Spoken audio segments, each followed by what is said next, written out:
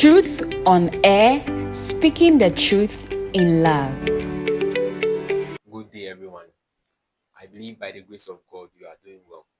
This is Truth on Air, speaking the truth in love. And today we are going to delve into the scriptures to look at some of the identification marks of the church in the Bible. We have been able to establish the point that there is a church in the Bible, and this church started in Acts chapter 2. About 3,000 people joined this church.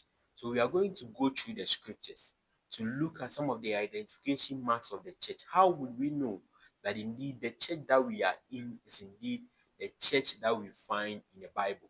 So we are going to delve into the scriptures to identify the truth in the scriptures. So don't forget Acts chapter 2, verses number 42. They continued steadfastly in the apostles' doctrine and in breaking of bread and in prayers. So how are we going to know that the church that started in Acts chapter 2 is indeed today the church that we find around? How will you know that that is the church that you are attending today? We're going to take our time. We'll go through the scriptures and identify some of the marks that will easily help you for you to know the right church, for you to know the church that we find in the Bible. Now, for you to know as to whether the church is a church that we find in the Bible, the first thing is that Christ is the head of the church. The church that we find in the Bible, Christ is the head of the church. If you read Ephesians chapter 1, verse 22 and 23, the Bible says that for he is the head of the body, which is the church. Christ is the head of the church. If you also read Ephesians chapter 5, verses number 23, it says a similar thing there. Acts chapter 20, verses number 28. Take heed to yourself, among which the Holy Spirit has made you overseers, to shepherd the church of God, which he purchased with his own blood. So the Bible makes it very clear that Christ purchased the church that we find in the Bible with his own blood. So he is the head of the church. Nobody can say that indeed he or she is the head of the church. Nobody can attain that ownership except Christ. So if you are in a church that someone is saying he is the head, he is the general overseer, he is the founder of that church, you have to know that that is not the church that we find in the Bible. The church that we find in the Bible, Christ was the head of the church. Colossians chapter 1, verse 18. All these passages agree to the fact that Christ is the head of the church that we find in the Bible. So that is the first identification mark of the church that we find in the Bible. So if you see a congregation where they are having earthly headship, earthly people who claim to be the founders of the church, you have to know that that is not the church that we find in the Bible. The next one is about the day of worship. The church that we find in the Bible was worshiping on every first day of the week, which is Sunday. So if you read Acts chapter 20, verses number 7, the Bible makes it very clear that the believers were meeting on every Sunday, every first day of the week, not Saturday, not any other day. So the main day of worship, aside any other day, Sunday was the main day of worship of the church that we find in the Bible. Always, constantly, they were meeting on every Sunday, every first day of the week. That is what we find in the Bible. If you read 1 Corinthians chapter 16, verses number 2, the church contributed towards a project on the first day of the week.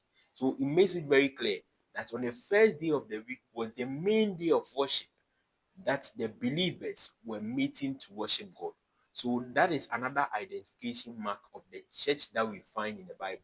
So if you see any church or you are in any congregation that worships aside the first day of the week as the main day of worship, then you have to know and notice that that is not the church that we find in the Bible.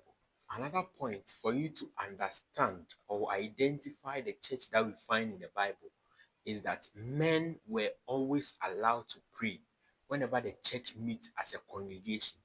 So women were not allowed, women were not permitted to pray whenever the church meets as a congregation. So if you read First Timothy chapter 2, verses number 8, the Bible makes it very clear that I desire therefore that men pray everywhere, lifting up holy hands without wrath or doubting. So the Bible makes it very clear that whenever we meet as a congregation, men are the ones who are allowed to pray, lifting up holy hands. So women were not allowed to pray in a church that we find in the Bible.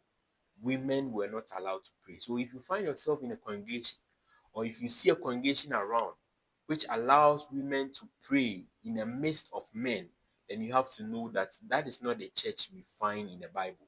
And another point is that the church that we find in the Bible, they don't pray against their enemies. No, they rather pray for their enemies. So if you find yourself in a congregation where they pray against their enemies, they shoot their enemies, you have to know that you are not at the right place. That is not the church we find in the Bible.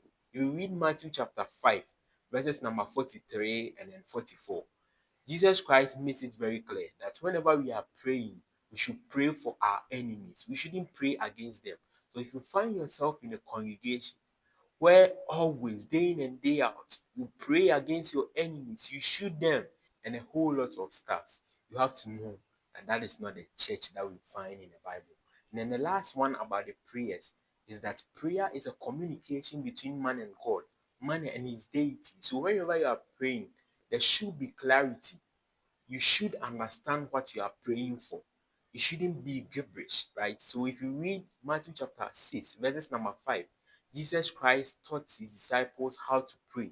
And whenever they are praying, they are not supposed to be like the hypocrites. If you take your time, you go through that, you know how to pray. Whenever you are praying, you don't shout, you don't make some noise that you yourself, you really don't understand the things that you are even talking of. So whenever you are praying, there should be some clarity. So that is the next point that you have to know about the prayers. The next point about the identification marks of the church in the Bible is about teachings. The church that we find in the Bible, whenever they meet as a congregation, men were only allowed to teach. When it comes to teaching and preaching, it was for men alone. That is the commandment that the Bible has given to us. So it doesn't matter whether you are a lady and then you are so fluent with the language, whether you are a lady and you are so educated, the Bible makes it very clear that the men are supposed to lead when it comes to teachings and preaching. So if you read First Timothy chapter 2, verses number 12, the Bible makes it very clear that I do not permit a woman to teach or have authority over a man, but to be in silence.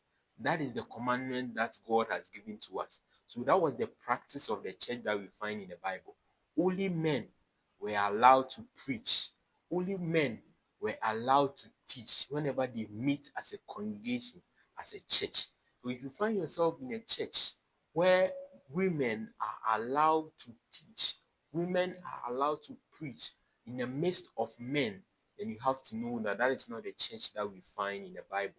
The church that we find in the Bible, only men were allowed to teach. The next identification mark we find in the Bible is about singing. The church that we find in the Bible, whenever they are singing, they sing with their lips without instruments. And with this, probably you might think about it. You will be wondering, like, how can you tell me this story? But that is what we find in the Bible. That is the commandment that Jesus Christ gave the apostles. That whenever the church meets as a congregation, they are supposed to sing with their lips. So if you read Ephesians chapter 5, verse 19, Colossians chapter 3, verse 16, the Bible makes it very clear that we are supposed to sing and make melody unto God. So singing, one way or the other, is a way of speaking to one another. So we sing without mechanical instruments. That is the church we find in the Bible. If you read Hebrews chapter 13, verses number 15, the Bible admonishes us that we are supposed to use our lips to glorify God. That is the commandment we find in the Bible. So the church we find in the Bible always sing with their lips without instruments. Let us take note of that one too as well. So the last point for you to identify the church that we find in the Bible is about remembering Christ, which is the Lord's Supper. The church that we find in the Bible was always remembering Christ on every first day of the week. It was a commandment given by Christ. So if you read Matthew chapter 26, verses number 26, Jesus Christ told the apostles that they are supposed to remember him in his kingdom, in his church, on every first day of the week. Acts chapter 20, verses number 7. 1 Corinthians chapter 11, verses number 23. So the church that we find in the Bible always remember Christ on every first day of the week, not every first month of the year, not every year, not every 3 years, not every 5 years, no, but every first day of the week. That is the commandment we find in the Bible.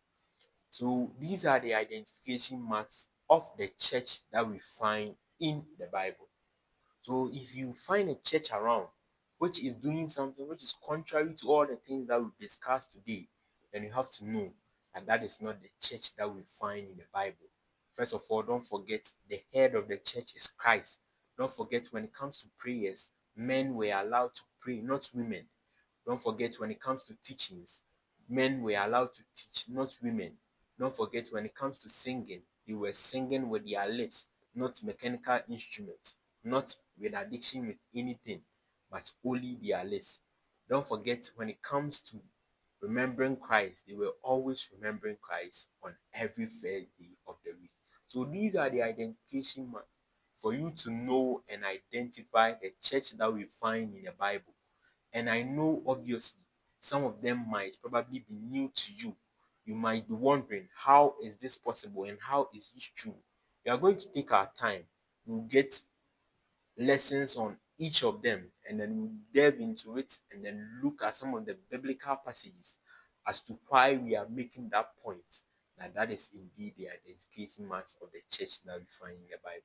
So thank you very much for joining me today in today's lesson. And this is Truth on Air, speaking the truth in love. If you have any question concerning what we've discussed today, don't hesitate to bring out your question and we are going to do justice to it. We'll help you for you to also know the truth and be free. Thank you very much and God richly bless you.